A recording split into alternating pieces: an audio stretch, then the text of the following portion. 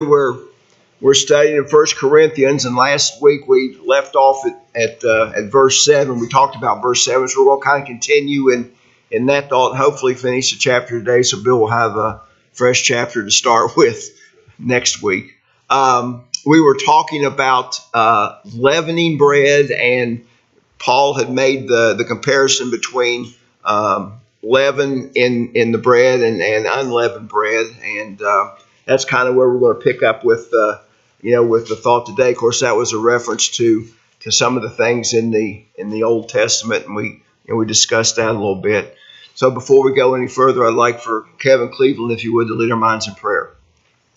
Father, again, we're thankful for this opportunity we have to send this word. We ask that you bless us as we go through the things this morning, that we can find things that we can apply to our everyday lives. We ask that you, Brother David, as he directs our study, that you help him to remember the things that he has gone over and that he has studied, that he can impart into us as well. We pray, Father, for all of our number that are sick and are unable to be with us. We ask that you bless them and be now with us to restore a portion of health to them. We thank you for Jesus and his blood that was shed on that cross. We have to use our sins. In this name we pray. Amen. Amen. Okay, so just for some continuity, let's just go back and pick up verse 6. We've already discussed it, but just to kind of get some continuity in there. Verse 6 says, "Your boasting is not good. Do you not know that a little leaven leaveneth the whole lump?"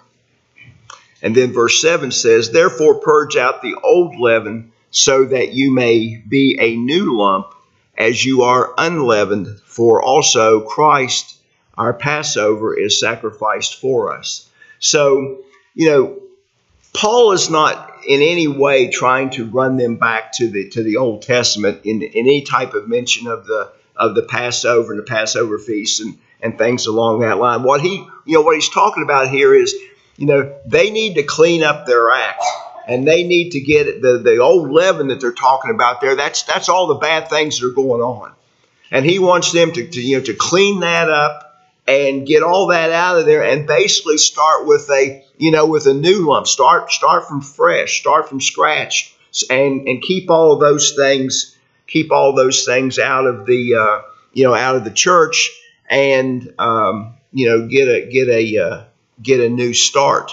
And it says here, for our Passover also has been sacrificed, even Christ. As when the Passover lamb was sacrificed, they had to put away the leaven. Of course, Christ had died on the cross at that time. He had taken away their sins, and in a spiritual sense, he was their Passover. So that that unleavened bread, being symbolic of purity, is what Paul wanted for the church there. He wanted the church to be pure, and he didn't want any type of sin or anything that was going on before, especially like he was talking about at the first of the chapter, the immoral things that were going on. He needed to have those things. He needed to have those things purged, and they needed to get out there, and they needed to start fresh with a new sense of purpose in the things that they're doing there. Comments about that verse? All right, let's go on to verse 8. "Therefore, let us keep the feast, not with old leaven, nor with the leaven of malice and wickedness, but with the unleavened bread of sincerity and truth."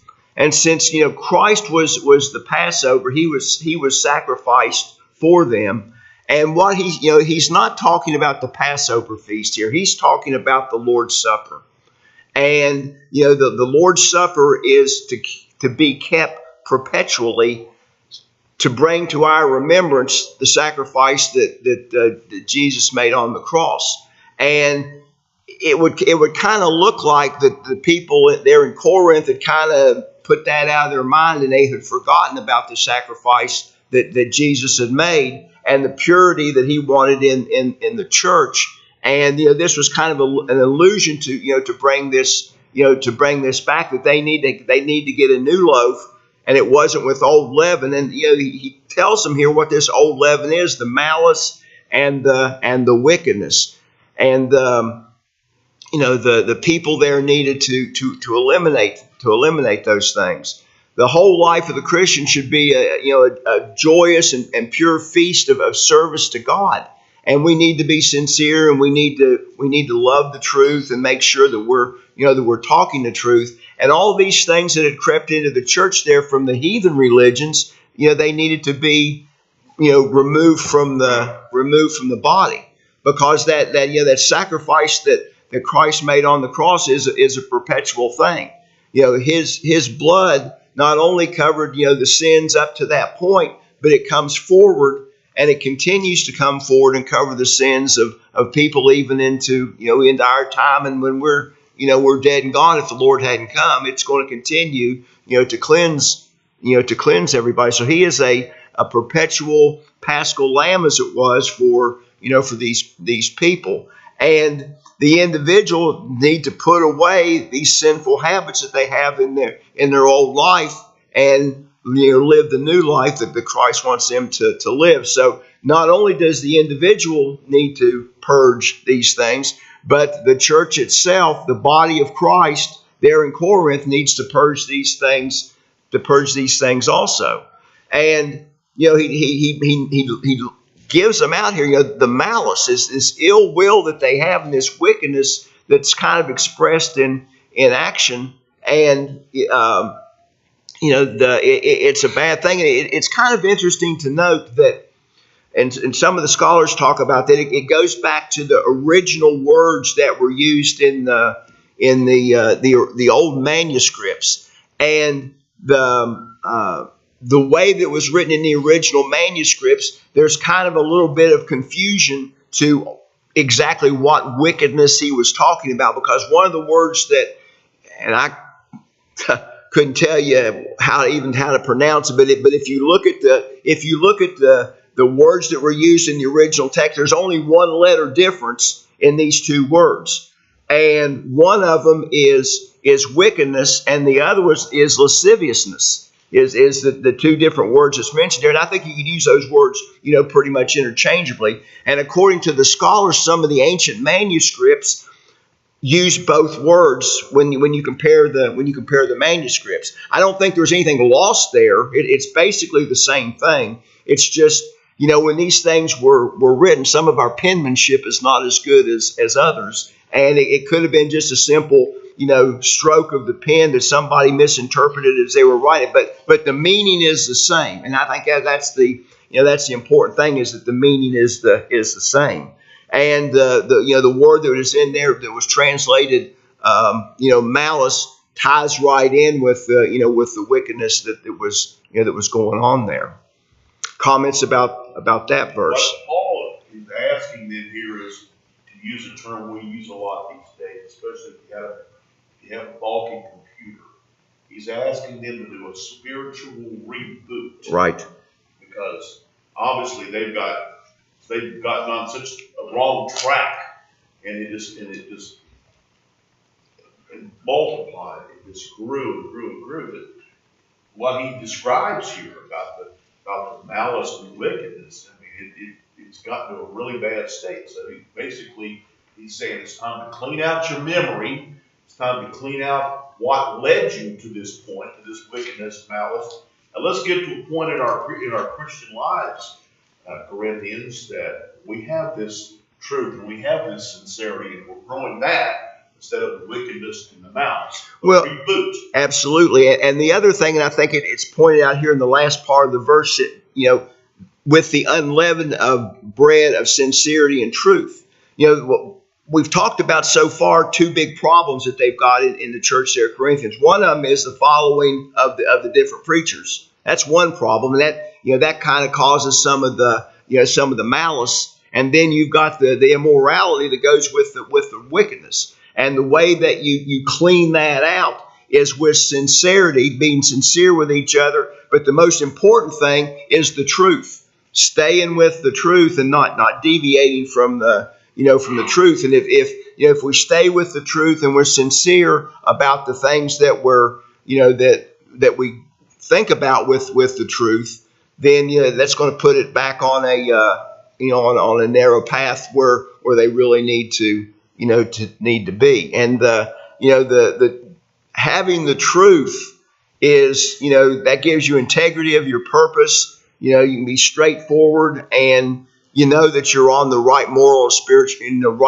spiritual condition when you stick with the truth. When you get yourself in troubles, when you move away from the truth and start making things up as you go along. By the way, the Webster definition of lascivious or lasciviousness is filled with showing sexual desire, lewd or lustful. Right, and that's what we were talking about. Right there. So I think the interpretation on either one would work there.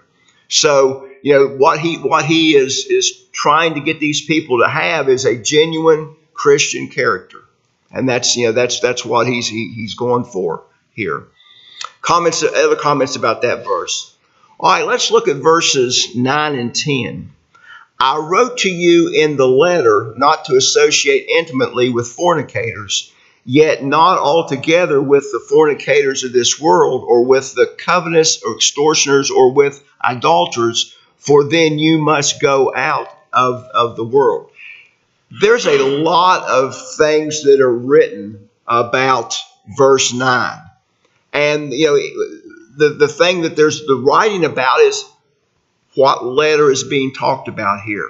Was this letter here in 1 Corinthians, or was there another letter that was sent by Paul prior to this to the church of Corinthians that has been lost? And there's the scholars are all over the place when you get to this, and some of them seem to feel like that it's talking about this letter. Some of them feel like it's talking about a letter that has been lost.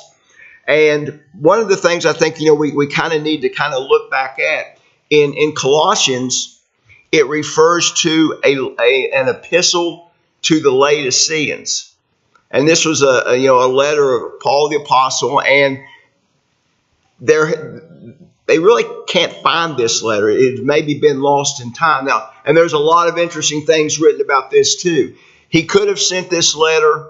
He also could have been referring to a letter that he had written prior that he had sent to Laodicea, and it wasn't ever forwarded on, or it was forwarded on. But there was probably a lot of writings, ancient writings that that have been lost, been lost in time. And as you read the things that people that have studied this a whole lot more than I have, I looked at several of the ancient or the older commentators and people who have really studied this, and I'd like to read you some of the remarks that they made. And I think that probably Matthew Henry probably sums it up the best, but I want to go through and read Clark, John Gill, Albert Barnes, and then Matthew Henry. Clark says the wisest and best skilled in biblical criticism agree that the apostle does not refer to any other epistle than this, and that he speaks here of some general directions which he had given in the foregoing part of it, but which he now has in some measure changed and greatly strengthened, as we see it from 1 Corinthians 5 and 11. And he goes into a little bit, which I'm not going to get into. He goes into the words that were used in the original term, and that's his interpretation.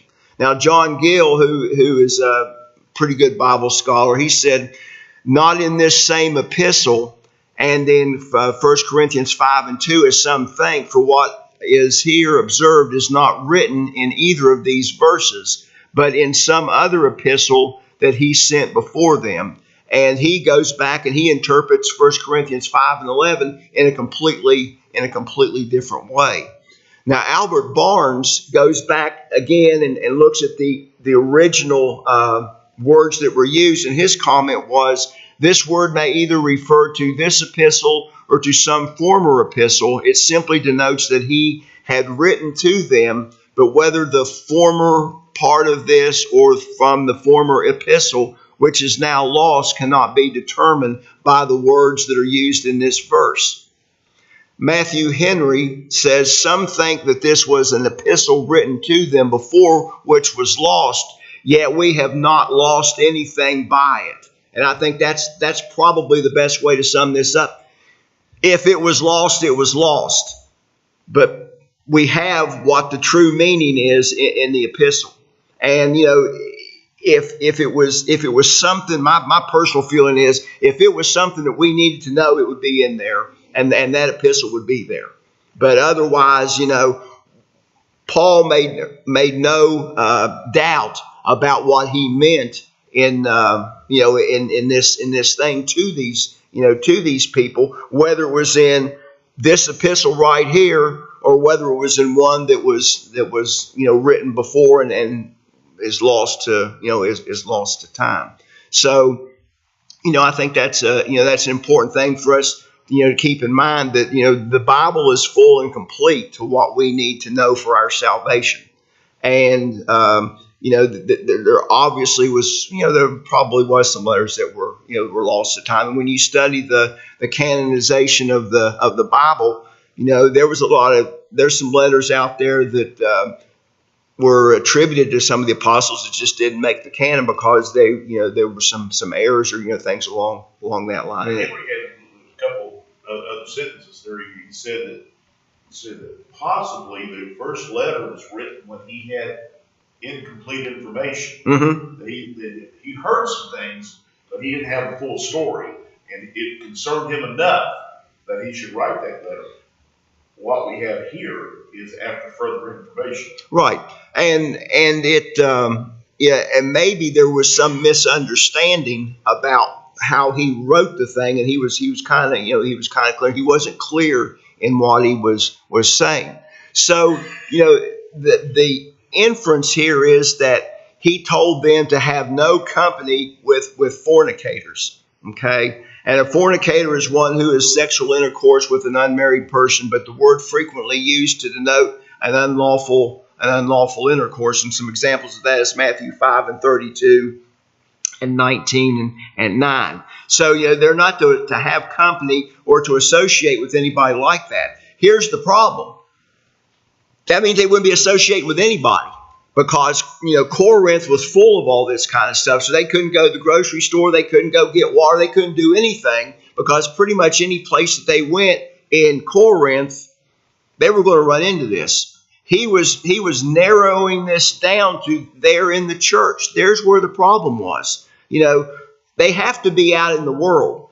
Don't go out of your way to associate with these people. But the thing about it is, sometimes you have to associate with it, but you don't want to let their uncleanness get all over you and cause you to go away from the church. It absolutely does not need to be in the church, and you shouldn't associate with anybody in the church that's doing that.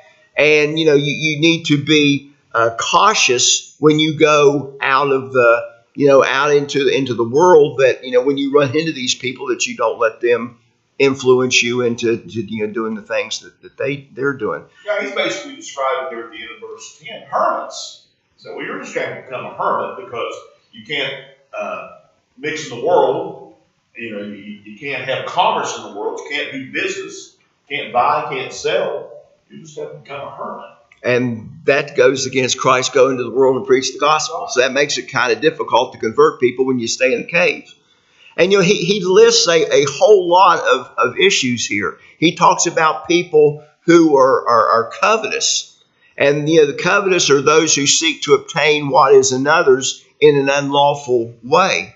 And the man who sacrifices honesty to the acquisition of wealth is a bad person in the sight of God. It's a bad thing to covet the other people's things, and they can't be a Christian, and they should not be recognized as such if they're covetous. He also talks here about extortioners, and that's someone who by power or threat takes what is not his own, or more than is right. And the man who takes advantage of another's poverty or his necessity to obtain an exorbitant gain is an extortioner. And everybody knows what an extortioner is. I mean, there's people today that are extortioners. And the only people that hold extortioners in a high esteem is extortioners. Then you have adulterers. Prior to the preaching of the gospel in Corinth by Paul, all the inhabitants therein, with the exception of a few Jews, they were adulterers. They worshipped the goddess, and then that was their main focus of their religion, with the exception of a few Jews that are mentioned there. And for then you need to go out of the world. He didn't mean that they couldn't go out into the world. They just don't want to be guilty of the sins that these people that are out in the world are guilty of.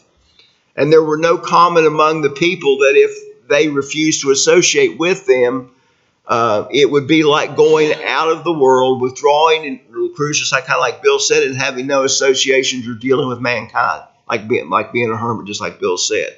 And that's contrary to the Great Commission there. And and also kind of a sidelight to that.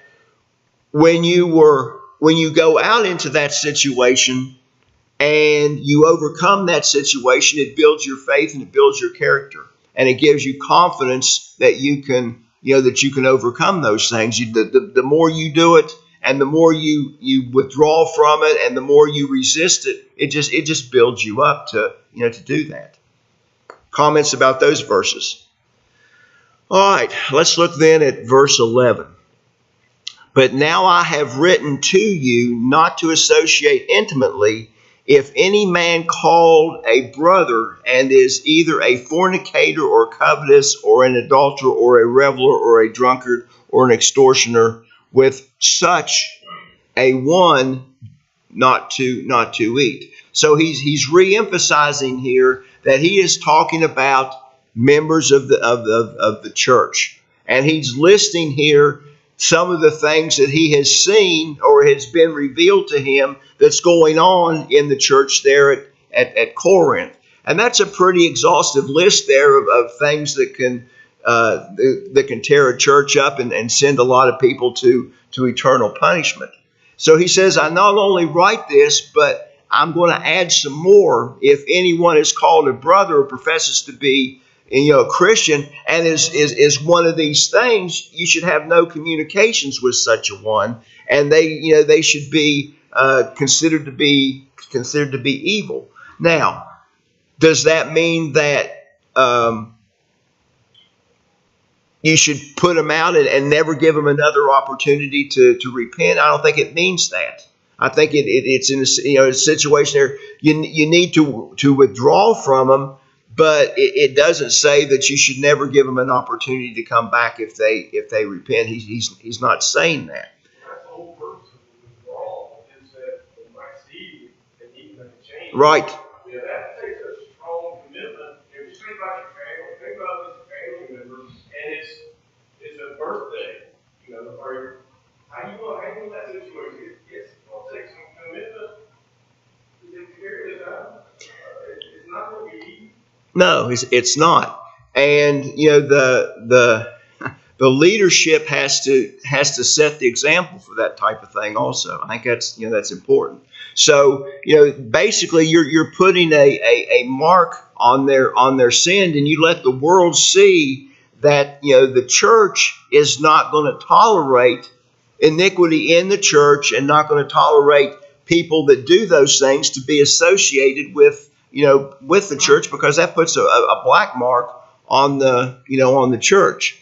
And personal association with those claiming to be Christians guilty of these sins is basically prohibited here by Paul.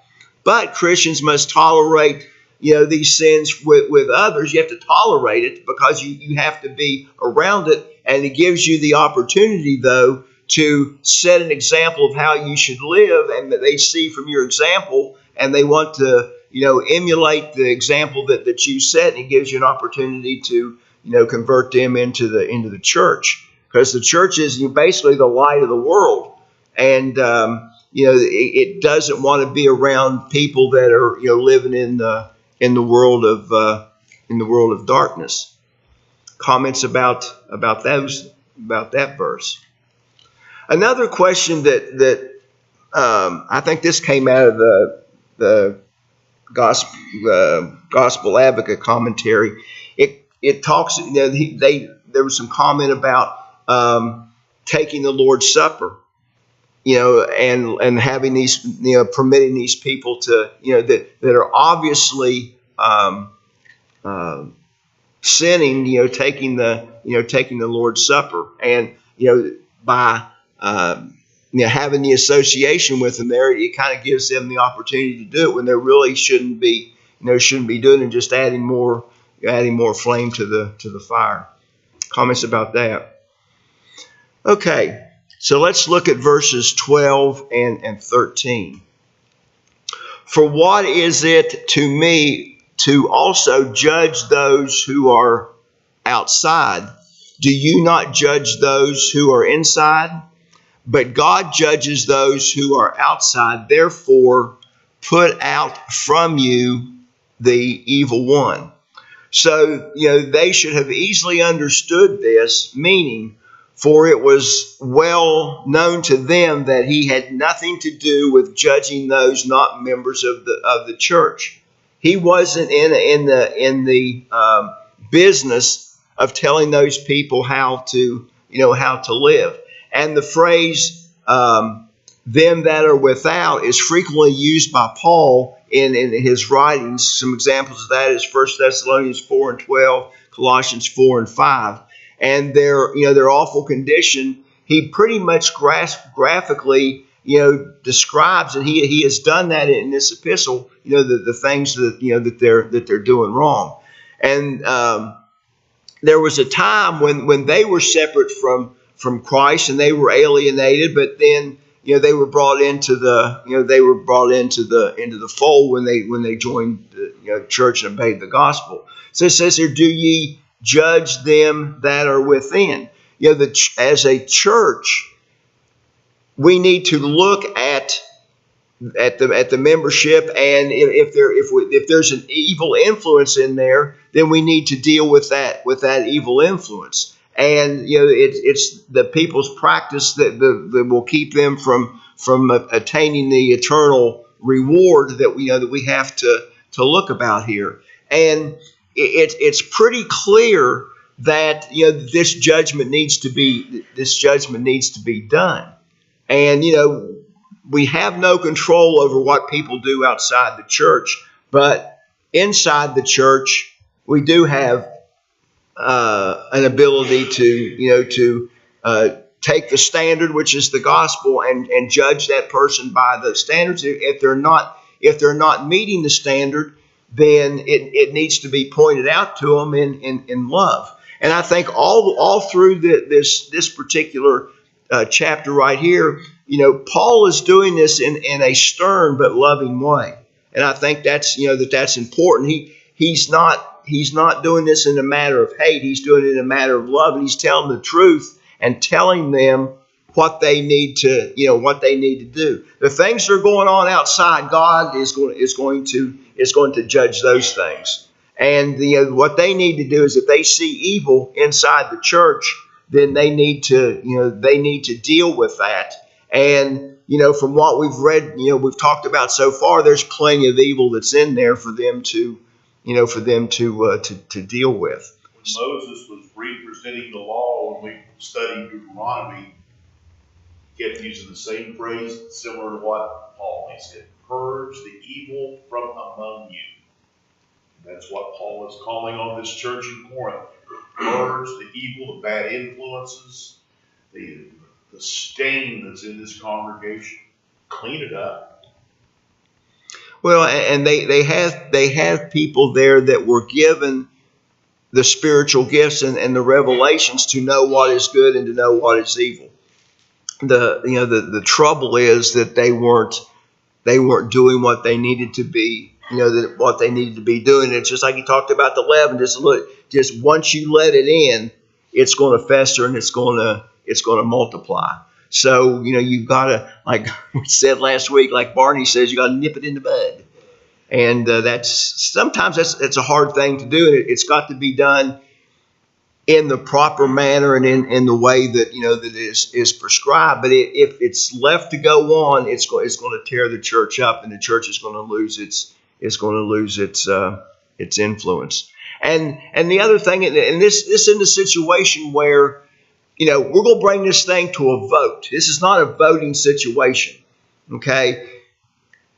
The standard is there. If they don't meet the standard, there's no vote to it. And I think he's talking here to the leadership of the church there that we're not bringing it up to vote. We're going to cast so and so out. It's not a popularity contest. The most popular person in the church might be the one that needs to be expelled. Okay, this is not a popularity contest. It's strictly, are they meeting the standard of good, or are they, doing things that they shouldn't be doing that's going to destroy the church? It's a matter of obedience to the directions and carrying it out. Other comments about that? Okay, well, I'm going to get into next chapter here in a little bit then. Yeah, get a couple verses in here. Okay, the miracles of modern technology here. Let's see here. All right, so as we move into the next chapter, Paul is going to change the subject a little bit. He's seems like every chapter here he's got a problem that he's going to have to deal with. And in the 6th chapter, he talks about disputes among the members of the congregation. So let's look at verse 1. Dare any of you, having a matter against his neighbor, go to the law before the unrighteousness and not before the saints? The word that's used, dare, there implies that, to resort to something like this, don't even think about, settling the difference by going to the civil court. The problem needs to be solved among the Christians with the leadership of the church. That's where the problem needs to be taken care of. And to neglect or reject the authority of God at one point prepares the way and leads to settling aside his authority in all these different things. The problem needs to be taken care of inside the family and not taken to the court where it's out there among other things. They can come back and say, hey, y'all see those guys over there? It's nothing but a big brawl over there. And, we're having to step into it. The Corinthians had turned from the adherence to the law of God. And again, they had become the followers of men, and they were seeing their solution being outside of the church, not inside the church. They gave up the regard for the morality that was there in the church, and they'd pretty much turned it over to all the things that were going on in the world over in Corinth. And they'd set aside the leaders of the congregation that were divinely appointed as being kind of like the court or of the tribunal to decide the differences. And of course, the standard that would be used to decide the difference would be the law of God, not the civil law of Corinth, because I'm sure that the civil law and the law of God in Corinth, there was a great contradiction in the two. Considering all the things that went on in the temple there. So Paul is now, telling them that there is a set way to solve these problems, and that the way is by using the divine authority of God, not the civil authority of man. And it was anticipated that the Christians would have troubles or differences in their affairs. We're people. We're human. We're going to have differences of opinion and things along that line. But Jesus in Matthew 18:15 through 20, he basically sets forth a guideline to how these things are supposed to be handled. Now, he revealed this to the apostles, and by revelation, he revealed this to Paul. And I'm sure that Paul had this in mind when he was writing this. When he was writing this part of the epistles. Let's go back and look at Matthew 18:15 through 20. And if thy brother sin against thee, go show him his fault between thee and him alone. If he hear thee, thou hast gained thy brother. But if he hear thee not, take with thee one or two or more, that at the mouth of two witnesses or three every word may be established. And if he refuse to hear them, tell it unto the church. And if he refuse to hear the church also, let him be unto thee as a Gentile and the publican. Verily I say unto you, what things soever ye shall bind on earth shall be bound in heaven, and what things soever ye shall loose on earth shall be loosed in heaven. Again I say unto you that if two of you shall agree on the earth as touching anything that they shall ask, it shall be done for them of my Father who is in heaven. For where two or three are gathered together in my name, there I'm in the midst. So Jesus lays out the blueprint to conflict resolution, I think it would be say, of how these things are to be handled in the church. You go to the person, you talk to them, you try to settle at that level. If that doesn't work, then you get a couple witnesses, and you go back and you try to do it again, and then it comes to the church, and if that doesn't solve the problem, then the problem is going to be moved out and go be as a heathen or as the publican. It's a pretty solid system that works works pretty well. This is a very telling verse here about the congregation's condition. When you become, we've talked about the sexual immorality issue. We're actually going to talk more about it in this chapter. But this is so telling because if you have brethren who just don't have any love, where you can't sit down and work something out, you're so hard-hearted and you're just so cold towards your brethren, that is a problem. Yeah, this is the malice that he's talking about in the last chapter. That's pretty much what it is. So the exact same thing. Think about it when they crucified Jesus. They wanted the Romans to do the dirt. That's right. Yes. And they took it public. And basically the Romans said, hey, we're washing our hands of this, for this nothing concerned us. Right. Right. They did exactly what it's on. Well, and you would think about it, if they did take it to a civil court in Corinth, they're not going to solve it. They're just going to probably the same thing. They're not going to do anything. So the judgment of the saints was obtained when the directions were given and followed. And Paul regarded this as a very important thing, that when this sinning was going on, that they weren't neglecting the law of Christ, that the tribunal needed to be in the church and not using the tribunal of the state. And I think Bill's absolutely right. Trying to appeal to the other people are not right. And another thing I think we need to think about too, this didn't conflict with Paul's course of appealing to Caesar. You say, well, Paul's hypocritical. No, he's not. This is an entirely different matter. This is a civil matter that doesn't have anything to do with the church. He's following the civil law, dealing with a civil matter. In this case, he's talking about this is a spiritual matter that needs to be dealt with in a spiritual way, and leave the court system out of it. Paul had a right as a Roman citizen, because he was put in prison and all these things were done to him. He had a right as a civil Roman to appeal his case to Caesar. It didn't have anything to do. The church wasn't doing this to Paul. It was it was a citizenry. It was a civil matter. Right. So he had there's no contradiction there. Okay, so let's stop right there, and Bill, you can pick up with verse 2 next week. Appreciate everybody's attention, comments today.